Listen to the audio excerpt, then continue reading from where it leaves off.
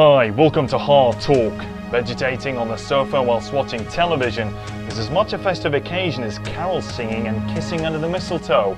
So says my guest today, a world-renowned television expert and a man who's prompted a deluge of attacks. I'll be finding out what really motivates Alexander Gomez.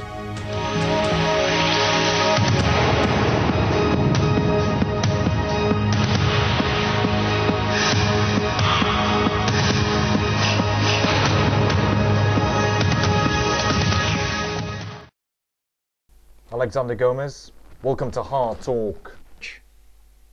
In regards to the Christmas TV scheduling, I want to start off by quoting what you said during an interview in July 2001. If television listens and responds to its audience, satisfaction is brought about from both parties.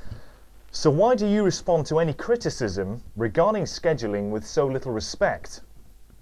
I believe that we are seeing an horrendously large advancement in television. We've got the expansion of satellite TV, we've got the expansion of digital media, and now we've got on demand. People are aware of these advancements and technology is growing. This is a new age, George. A new age and a time for change. Things are onwards and upwards. Things are looking up from here. And digital expansion is occurring on a huge scale. You're not really answering my question. The question I put to you is why over the Christmas period did we see such low television ratings? George, we shouldn't be isolating the issue. Christmas television is one area. The overall television viewing figures are increasing. You cannot isolate the issue, George. Quoting John Edwards, when we saw the latest TV schedules, we did wonder whether or not they had printed last year's by mistake. Why so many repeats? George, that's a three-pronged answer. First of all, we are currently in a recession. With the current financial climate as it stands, there is a lack of advertising revenue. This means that channels such as the BBC, Channel 4, cannot afford to make new shows. Second of all, research and data shows that people actually like watching repeated television. It reminds them of their past, and it reminds them that they are important. And finally, on the whole, George, there are a lot of new shows out there. For example, Gavin and Stacey, and many more. So at the heart... But looking at the data, we had over 400 hours of repeats on all mainstream channels. Take, for example, we had a Christmas special, 8 out of 10 Cats, which was simply a regurgitated and re-edited version of all previous shows. Again, the same with Phone Jacker. Don't you feel it's your responsibility to provide the audience with good quality television over such a key period? I believe that the responsibility lies in the heart of the audience. Your research is wrong, John. 88% of households now have digital television. There are a lot of channels to choose and watch. The mainstream channels, yes, the viewing figures may have gone down. However, the overall picture is, George, that more people are watching TV, more people are using the internet, more people are using on demand, and more people are using digital services such as Freeview and... So what you're saying is that the expansion of digital television has led to lower TV ratings on mainstream channels. However, if we look back to 1997, during the Great TV Ratings War, 22.1 million people were reeled in during key hours. We didn't even see a third of those figures during the Christmas period. Again, George, it's about advancement, progress. Digital television, on demand, internet. I've said it enough times already. And anyway, people should be spending their time with their family, not watching television.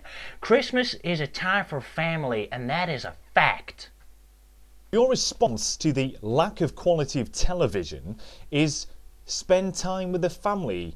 Do you not take into consideration, and in fact, isn't it your responsibility to cater for those who are elderly, those who live alone, and those who do not have immediate family?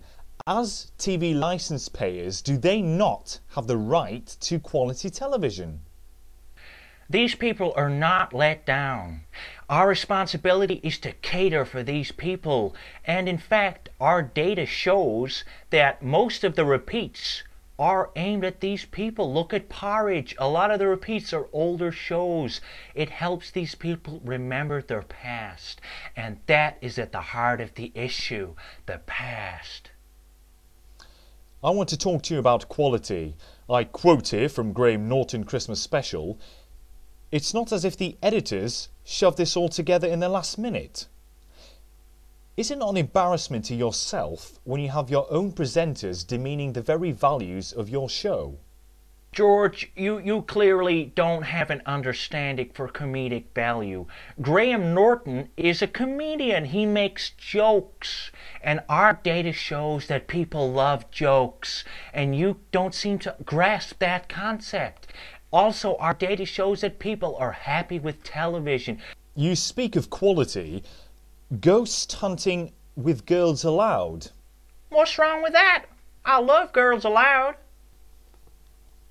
In regards to the licence fee, the BBC has said it will make 10% fewer new shows after it claimed a lower than expected licence fee settlement has led to a £2 billion funding gap.